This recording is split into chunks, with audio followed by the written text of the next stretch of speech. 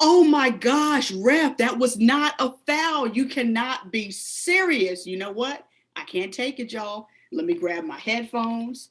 Okay, let me turn the mic on because I got to do a new episode of Hoop Love, your basketball podcast for all things WNBA. You ready? Because I'm about to do it right now.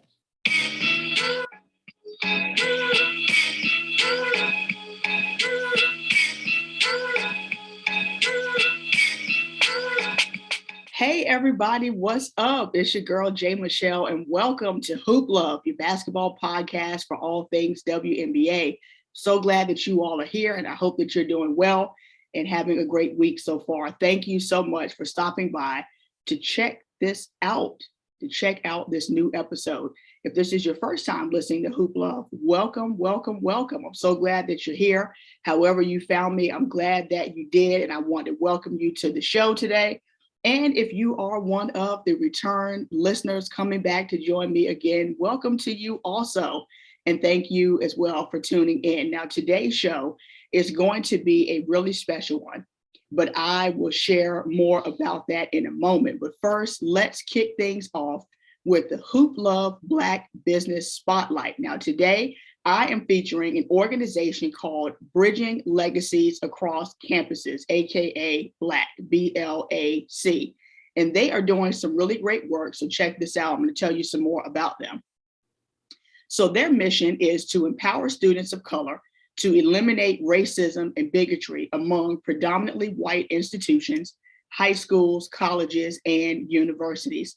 Following the tragic deaths of George Floyd and Breonna Taylor, students across the country began a movement that gave them a powerful voice that could not be ignored.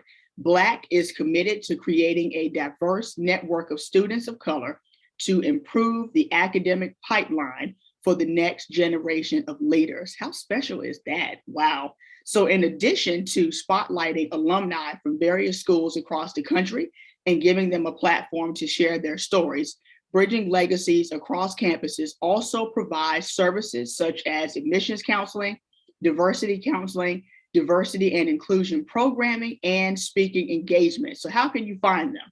I'm glad you asked. Follow them on Instagram at Bridging Legacies, and you can also visit the website bridginglegaciesacrosscampuses.org/mission to learn more about who they are and the great work that they are doing across the country. Now, I just got to give a shout out to Jonathan Lee, who is the founder and creator of Bridging Legacies Across Campuses, who just happens to be a longtime friend of mine. I have known him for pretty much all my life, and Jonathan is such a great guy. He is truly full of integrity, and he operates with an overall sense of excellence, and he genuinely wants to make a positive, lasting impact in the world. And so the work that he does as both the upper school dean of students at the Seattle Academy in Seattle, Washington, and also with Bridging Legacies Across Campuses is truly special. So Jonathan, shout out to you. Proud of you. Love you, bruh. Keep up the great work. So now, getting into today's show, of course, there is no secret. It is no secret that the WNBA is missing a key person in the league this year. And that person is Brittany Griner, aka BG. Now, what's been going on throughout her situation really breaks my heart. And I cannot begin to imagine how she is feeling while she's going through such a terrible and traumatic experience. So with that said, today's episode is all about her. I am joining with her family, the ladies of the WNBA, and other members of the media for the We Are BG awareness campaign. And I've been saying for a while, this is probably going to come as a shock to some people who are close to me because they know that I was not talking about this for a particular reason. I've been saying for a while that I'm not going to talk about BG on Hoop Love until she is home, safe on U.S. soil and with her family. But recently I had a change of heart. And why is that, you ask? Well, at first, when everything was announced back in February, her family and government leaders, her legal representation, and others who are close to her asked that everyone keep things quiet so they could ensure her safety and well-being, as well as swiftly get her released from Russian detainment. But recently, the approach and the strategy has changed. And since then, it's been full steam ahead to bring as much attention and awareness as possible to BG and her wrongful detainment. So as hard as it was, guys, it was truly, truly a difficult challenge for me. But it's, as hard as it was for me not to say anything this whole time, I simply kept quiet out of respect for BG's family, her legal representation, and most importantly, her safety. Okay. But now that her wife, Sherelle, has been more vocal and speaking publicly, the WNBA has stepped up their voice around this issue as well. Now it is time for me to speak and make a positive contribution to raising awareness about BG's wrongful detainment in Russia and pushing for her safe return home. So many of you, I just want to kind of actually start here. So many people could be listening to this and they've probably seen the headlines and they may not be as familiar. So let's start here by answering the question, who is Brittany Griner, AKA BG? So many of you who, like me, may be longtime WNBA fans or just women's basketball in general, when you hear the name Brittany Griner, a smile immediately comes to your face. For those of you who don't know, Brittany Griner, AKA BG, is an American basketball player in the WNBA, which is the Women's National Basketball Association here in the United States. So she plays out west for the Phoenix Mercury. Now, she is not only a dominant basketball player, but she is a gentle, kind, loving spirit, and overall great person. She has done so much philanthropy in the city of Phoenix, Arizona for the close to 10 years that she's been a member of the Phoenix Mercury WNBA team. And also for almost the past 10 years, her charitable foundation has given thousands upon thousands upon thousands of shoes to the homeless in Phoenix, Arizona, and surrounding areas.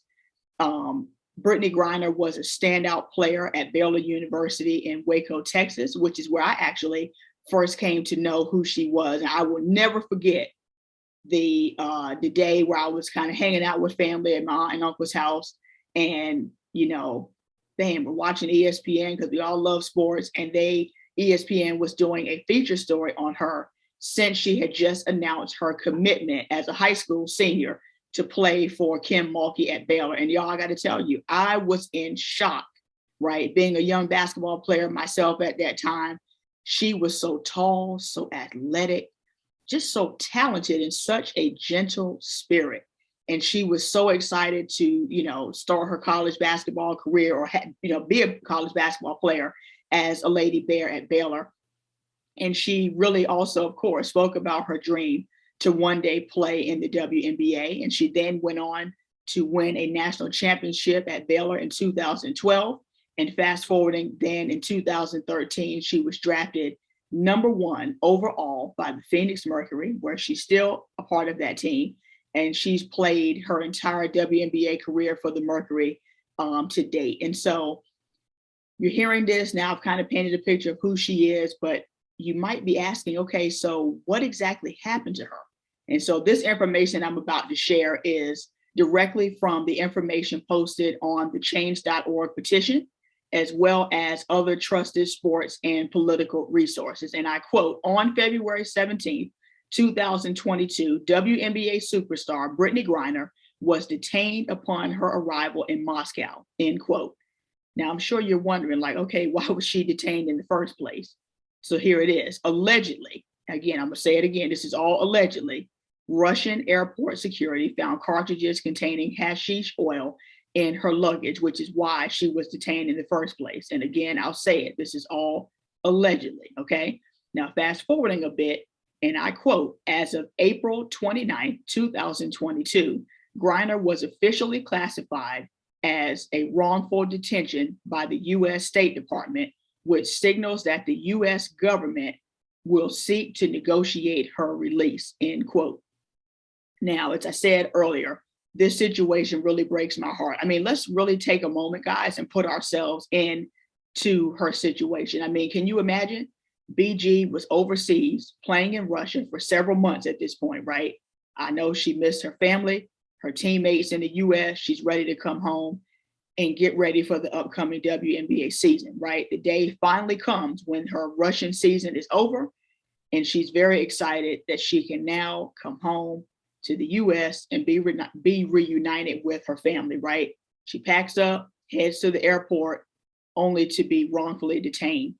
Then the reality sets in that not only is she not going home that day, but now she is detained in a foreign country. Like, wow, I can't even begin to fathom or put in my mind like what that means, how that feels. It's just wow, is all I can say.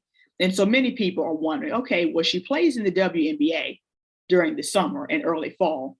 Why was she overseas playing in Russia to begin with? Well, I'm so glad you asked. Let's keep this going here and let's keep unpacking this some more. And let's answer the question, why is going overseas necessary for WNBA players? Now, according to SportRack, the highest WNBA salary in 2022 is $228,094. Okay. Also, according to SportRack, for the 2022 season, BG's contract with the Phoenix Mercury would pay her $221,450. Okay. According to Yahoo Finance, this is where it gets crazy. Okay. According to Yahoo Finance, the minimum salary for WNBA players with 0 to 2 years of experience is $58,710. Yes, you heard me correctly. That low number is accurate. Also, according to Yahoo Finance, the minimum salary for WNBA veterans and players with 3 or more years of experience is $70,040 in 2022. Now, many of you argue that making $200,000+ on the higher end of the WNBA salary scale isn't that bad in general. And then also considering, right, the fact that they play a somewhat condensed 32 game schedule in their regular season.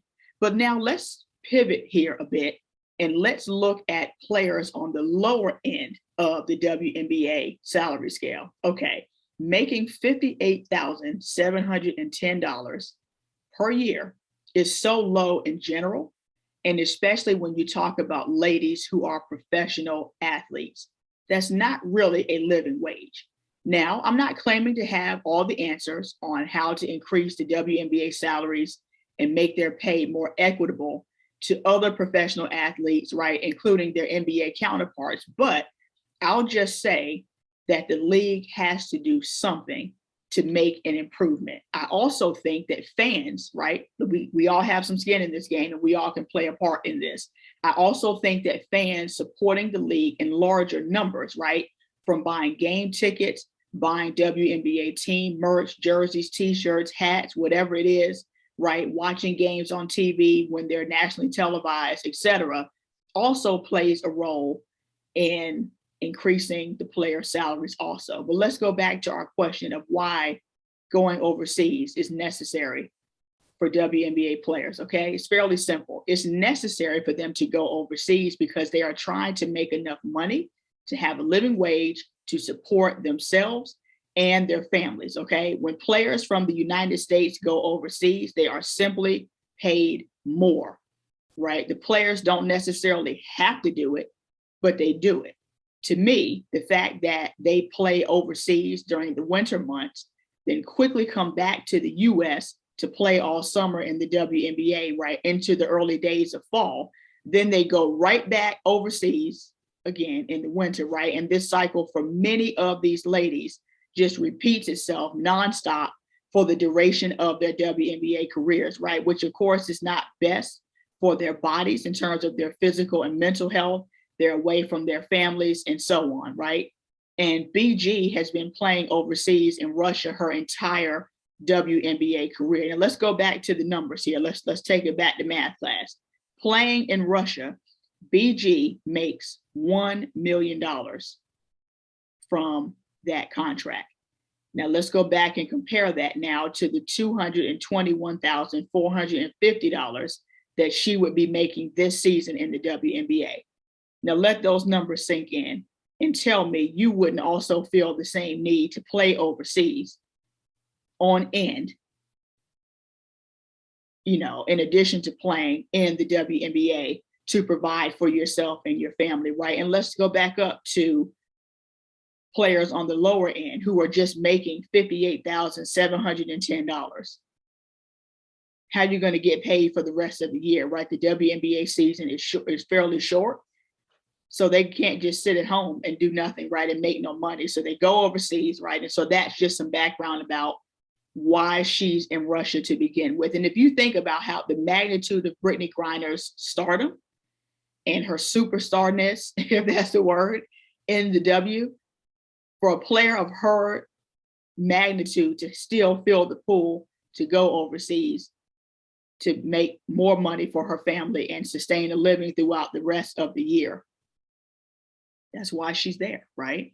And players who make a lot less than that, they gotta go overseas because it's like, what am I gonna do with $58,000 for a few months and then do what the rest of the year, right? And so now let's kind of shift gears here, family, and let's talk about what can we do from a fan perspective and what can our president do, other elected officials, et cetera. So I wanna kind of end here with a call to government leaders and US citizens, okay? Because our focus, of course, is getting BG back home safely and quickly back home on US soil. So dear Mr. President, please do all you can to bring Brittany Griner home. Many people speculate that if instead of BG, it was a big name NBA player, that the situation would totally be different. So Mr. President, prove them wrong. You have the power and the position to speak with other people in foreign power. Please use that. I beg you, please, Mr. President, use your power and connections with foreign leaders to get BG back home quickly and safely. BG matters, and you are in position, along with the Senate, people in Congress, people at the State Department, and many others. Please, please, please fight for her and her family and bring her home ASAP. Fight very hard so she can come home soon and that other women in our country can see how much you care and value not only BG, but all women as a whole. Okay, dear Mr. President, please help get her back home safely. It has been over 100 days. She's still there in Russian detainment wrongfully. Now, let's look at what we can do, right?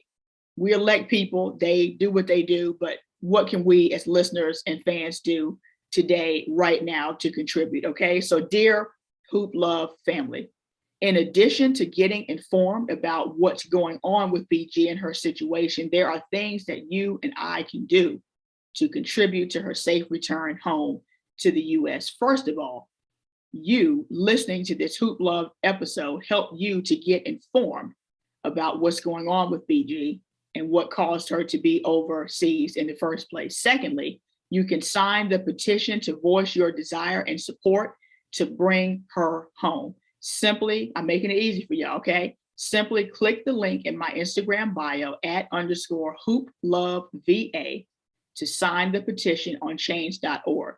Now, once you sign it, share it on your social media pages, invite your friends, family, co-workers, church folk, everybody. Invite them to sign it as well. And thirdly, keep BG, her family, her wife, and other people close to her in your prayers. Pray for her safety, her mental health. Pray that God continues to give her the strength to stay positive and stay strong to endure this very difficult situation. You know what?